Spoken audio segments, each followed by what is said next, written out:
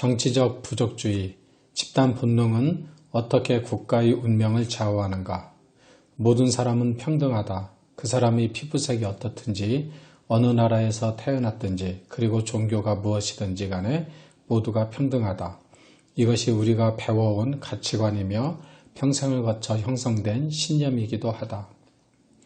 물론 우리는 사람들이 배운 교육 수준과 인정에 따라 판단을 하며 직업에 따라서 사람들을 배척하기도 한다.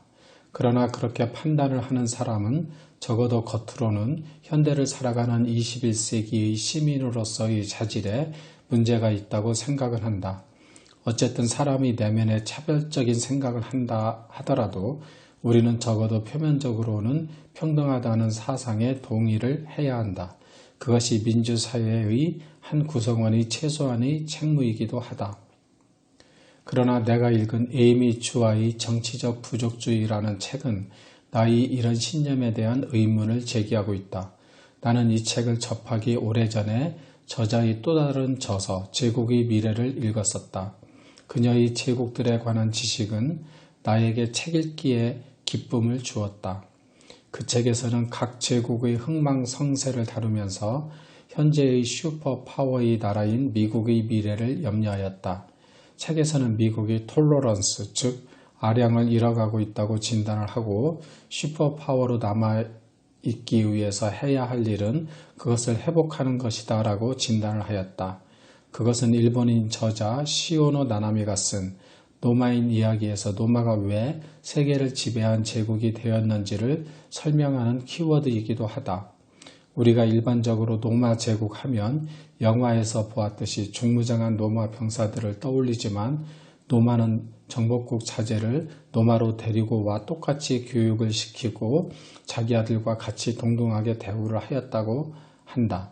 마치 미국이 피부색에 상관없이 이민자를 받아들인 것처럼 말이다. 저자는 중국계 이민자 가정에서 태어나 예일대 노스쿨 교수로 재직하고 있다. 타이거 마더의 저서도 가지고 있을 정도로 자식 교육에 성공을 하였다. 아메리칸 드림이 성취된 대표적인 사례의 하나이다. 그런 아량과 관용으로 넘친 미국에서 자라나 성공을 한 저자가 관용을 잃어버리고 있는 미국을 보면서 제국의 미래의 후속작이라 할 수 있는 정치적 부족주의를 쓰지 않았나 생각한다. 책은 1장 미국이라는 슈퍼국가의 기원서부터 정치적 부족주의는 어떻게 국가의 운명을 좌우하는가까지 8장으로 구성되어 있다. 놀라운 것은 뒤쪽의 70여 페이지가 참고 문헌 리스트이다. 무려 20% 정도이다. 책을 적재하니 읽은 나로서도 이렇게 참고 문헌이 많이 있는 것을 보지 못했다. 정치적 부족주의라는 새로운 진단을 하는 책이 저자의 감으로 쓴 것이 아닌 수많은 책들이 인용되어 쓰였다는 것을 알 수 있다. 제1장 미국이라는 슈퍼 집안의 기원에서는 먼저 대영제국이 식민지를 통치했던 방식이 나온다. 분열시키고 정복하라이다. 이것은 4만 명의 영국인이 2억 명의 인도인을 200년 동안 통치할 수 있었던 이유이다.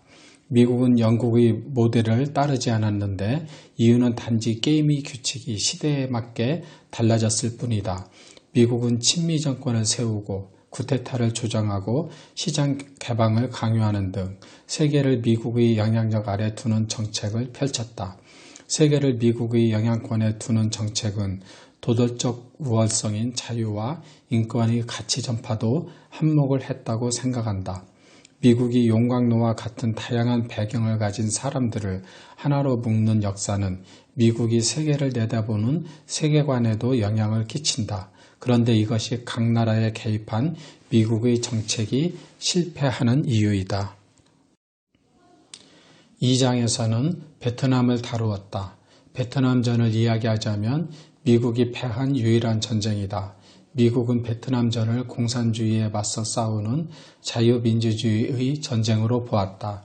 더하여 미국의 정책 결정권자는 베트남은 중국의 졸개라고 생각을 하였다. 그리고 베트남의 경제를 화교가 지배하고 있었는데 이 화교와 베트남 사람 사이의 적대적 관계를 인식하지 못했다. 어쩌면 중국과 베트남의 관계를 몰랐으니 화교에 대한 베트남인의 반감을 알기는 더 어려웠다. 베트남인의 관점에서 미국의 무차별 폭격으로 집도 불타고 무려 100만 명의 민간인이 죽게 되었다. 베트남인은 반감을 가지게 되었고 미국은 왜 그들이 자유를 마다하는지 알 수 없었다. 부족 정치의 관점에서 보면 미국의 적대적이 되게 만든 것이다. 아주 오래전에 다른 자료에서 미국이 남베트남에 탱크 등을 지원하면 그 며칠 후 북베트남군이 그 탱크 등의 미국제 무기를 가지고 전쟁했다는 자료를 읽은 적이 있다. 그 당시 자료는 그것을 남베트남군이 부패했다고 표현을 하였는데 사실은 그만큼 물과 기름 사이로 벌어진 관계였음을 알 수 있다. 호치민의 통일 이후 베트남에서는 화교를 대상으로 인종 청소를 단행한다. 이로 인해 세 차례의 보토피플이 있었는데 난민 중 상당수가 화교였다고 한다. 나도 처음 읽은 내용이지만 저자도 미국인들은 이 사실을 거의 몰랐다고 이야기한다. 이렇게 베트남이 강력한 민족적인 국가라는 것을 몰랐던 것이 결과적으로 미국의 실패를 불러왔다. 저자는 이것을 미국이 베트남의 부족주의를 완전히 놓쳤다고 말한다. 3장은 아프가니스탄을 다루었다. 아프가니스탄 하면 빈라덴과 탈레반이 생각난다. 그리고 엄격한 규율에 의해 살아가 억압을 당하는 여성들 세계유산의 파괴 같은 것이 생각난다. 9.11 테러로 미국이 아프가니스탄을 침공했을 때 세계는 이에 동조를 하였다. 전쟁은 일방적으로 승리했지만 지금까지 발이 묶인 미국의 입장에서는 베트남 이상의 늪에 빠진 꼴이 되었다. 저자는 아프가니스탄 부족 간의 갈등과 파키스탄과의 미묘한 관계를 책에서 다루고 있다. 1978년 국왕에 추출되는 쿠데타가 일어났다. 공산주의 세력이 일으켰지만 소련은 이것을 잘못 해석했다. 물론 미국도 마찬가지였다. 두 강대국 모두 다 공산주의 대 자본주의의 대결로 해석을 하였다. 새로 들어선 지도자들은 한 부족 중 하나인 파슈툰 민족주의자들이었다. 그들은 아프간을 파슈툰의 동의로 생각했다. 이어서 공포정치가 뒤따랐다. 경쟁관계 종교와 부족 지도자들을 찾아내 5만 명이 넘게 살해했다. 이는 친미 정권이 들어설 것을 우려한 소련의 침공을 불러왔다. 3, 4주면 끝날 줄 알았던 전쟁은 9년이나 이어졌다. 미국은 파키스탄을 동원해 반소련 무자헤딘에게 무기를 지원했다. 그러나 파키스탄 지도자 지아울 하크는 영국이 인도에게 하였던 분열시켜 정복하라라는 전략을 폈다. 이것이 소련의 철수 이후에도 수년간 잔혹한 내전이 이어져 온 이유이다. 1990년대 아프가니스탄은 무법천지였다. 탈레반이 이 자리를 차지한다. 어쨌든 악명이 높더라도 안전을 지켜주는 탈레반을 선택한 것이다. 미국은 이후 75일 만에 탈레반을 무너뜨렸다. 하지만 연합군과 협력했던 북부 동맹 지휘관 중 하나였던 우즈베크족 군벌 도스톰은 항복한 탈레반 병사를 무자비하게 학살했다. 포로를 컨테이너에 가두고 질식사시키고 컨테이너를 향해 쏜 총에 맞아 죽게 하였다. 이후 들어선 새 정부는 파슈툰 사람을 소외시켰고 결과적으로 부패와 무법천지가 다시 돌아왔다. 2016년에는 43%의 영토가 교전 중이거나 반란군의 영향권에 들어갔다고 한다. 저자는 이런 아프가니스탄의 파슈툰 딜레마를 다룬 저술과 기사들이 많이 나오고 있는 것을 정책 결정권자들이 관심을 기울여주기를 바라고 있다. 아프가니스탄 부분을 읽고 보니 베트남과는 차원이 다른 부족 간의 문제가 더 심각하여 꼬여 있는 것 같다. 베트남은 의회 중국과 경제를 지배했던 화교 세력에 대한 적대적인 것을 빼고는 단일 민족이라 통일 후에 정치적 안정을 찾기가 쉬웠다는 생각을 하였다. 4장은 이라크를 다루었다.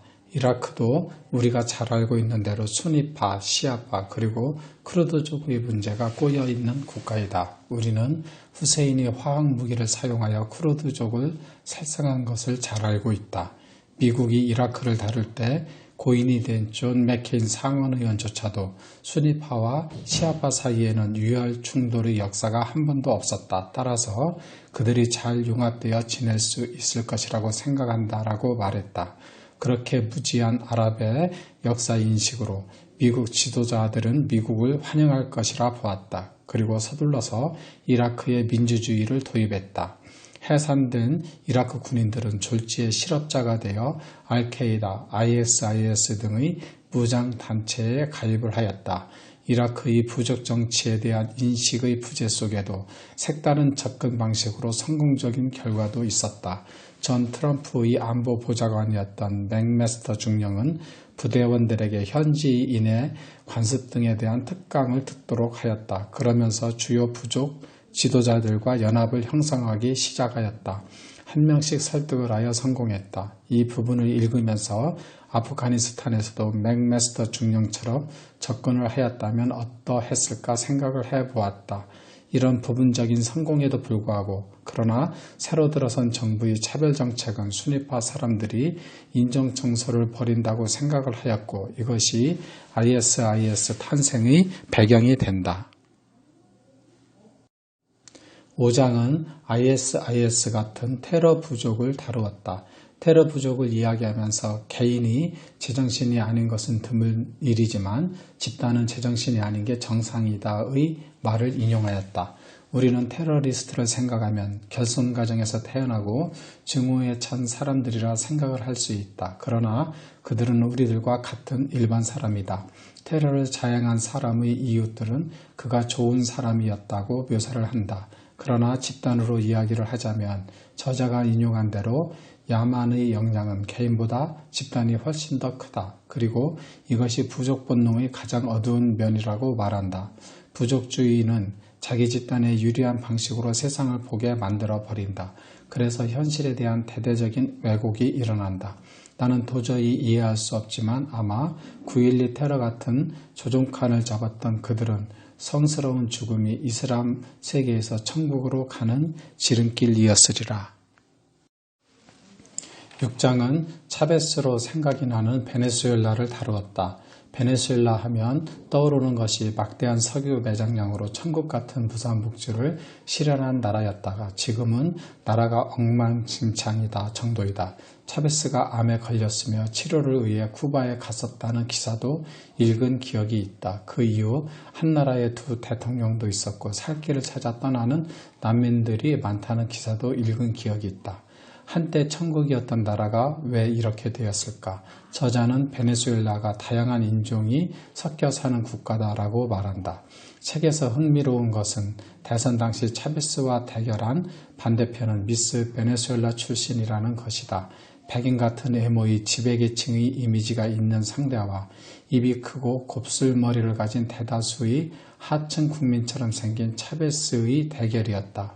이렇게 차베스가 민주적인 절차에 의해 권력을 가지게 된다. 그는 정권을 잡자 의회와 대법원을 해산하고 수백 개의 기업을 국유화하였다. 정치적 불안이 증폭되고 혼돈에 빠졌지만 재선에 성공했고 사선까지 가게 되었다. 압도적인 표차로 당선된 그를 대중은 환호했다.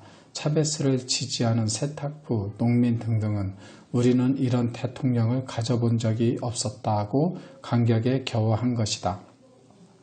전 베네수엘라의 산업장관이었던 나임에 따르면 차베스는 깊이 탈도덕화된 나라에서 사람들이 감정적인 욕구를 건드렸다. 볼리바르에 대한 영웅담, 기독교, 집합적 유토피아주의, 야구, 토착민의 우주 생성론 등을 한때 섞고 과학부기조, 신자유주의, 외국인 음모 세력, 세계화에 대한 적대감으로 양념을 친 서민적인 혼합물을 거치지만 매우 효과적으로 활용했다라고 저자가 인용을 하였다. 길게 이 글을 가져왔지만 히틀러처럼 선전선동에 능한 지도자였다는 이야기다. 히틀러도 합법적으로 권력을 잡았다. 차베스도 마찬가지였다. 암이 아니었으면 20년 집권이 예정되어 있었다. 하지만 차베스의 무시 못할 공도 있다. 2012년에 그는 빈곤을 절반으로 줄였고 대학 등록률은 2배가 됐고 수백만이 처음으로 의료 혜택을 받았다. 고유가의 득을 보았지만 말이다. 책을 읽으면서 베네수엘라의 혼돈에 대한 가장 큰 힌트를 얻었던 것은 공산품의 가격 통제 정책이었다. 그래서 제조업의 기반이 붕괴되었고 오늘날의 생필품 혼란이 왔다 생각이 되었다. 서민들은 천국 같은 차베스 시대를 거치면서 결과적으로 지금은 혼돈 그 자체의 삶을 살고 있다. 저자는 민주주의가 실제로 시장 지배적 소수 집단에 맞서 전투를 벌일 때 종국적인 결과는 재앙일 수 있다라고 진단한다. 가장 안 좋게는 경제와 민주주의 둘 다 망가질 수 있다라고 베네수엘라 편을 마무리한 것이다. 7장은 불평등이 만든 부족적 간극이 미국을 갈라놓다를 다루었다. 저자는 여기까지 이야기를 전개하는 동안 미국도 부족 정치적 요인에서 자유롭지 못하다고 말하면서 7장을 시작한다. 세계 프로레슬링 협회 WWE가 미국의 가난한 사람과 부유한 사람을 문화적 분열로 보여주는 아주 좋은 예라고 말한다. 엘리트 계층에게는 WWE는 도무지 이해할 수가 없다. 그래서 그들에게는 프로레슬링은 단지 조롱의 대상일 뿐만 아니라 관음증적인 연구의 대상이다. 그러나 트럼프는 머리로 이론을 내놓은 것이 아니라 직접 몸으로 경기에 나섰다. WWE 설립자를 때려눕히고 목조르기로 승리를 거두었다. 나는 이 글을 읽다 잠깐 실제 경기였나 혼돈을 했다. 하지만 그 쇼는 매혹적이면서 역겨웠다라고 뒷글이 오는 것으로 보아 이벤트라고 할 수 있다. 이런 WWE의 인기는 트럼프 현상과 유사성이 있다. 전형적으로 WWE 팬인 백인, 남성, 미혼, 노동자 계급 등 불만이 많은 사람이다. 이렇게 미국은 오늘날 두 개의 백인 부족이 존재한다라고 보고 있다. 책에 소개된 2016년 내셔널 리브에 기고된 백인 노동자 계급의 내용은 이렇다. 아무도 그들에게 그렇게 하지 않았다. 그들 스스로가 실패한 것이다. 복지 의존, 마약 중독, 알코올 중독, 가정 파탄 등의 사례를 솔직하게 보라. 사람의 아이를 길거리의 똥개의 존경과 지혜 정도만을 가지고 낳아내는 상황을 보라. 아무 일도 그들에게 일어나지 않았다. 전쟁도 기근도 없었다.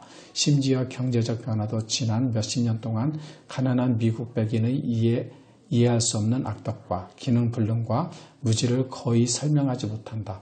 그들이 산출한 것이라곤 비참함과 쓰고 난 헤로인 주사바늘 뿐이다. 이 글을 소개하면서 저자는 정치적 올바름이 중요한 우리 시대에 다른 어느 집단을 향해서도 이런 유의 언어가 사용된다는 것은 상상하기 어렵다고 말한다. 그러면서 백인들끼리 심하게 경멸하는 경향을 보인다고 말한다. 이런 부족주의는 트럼프를 백악관의 주인이 되게 하였다.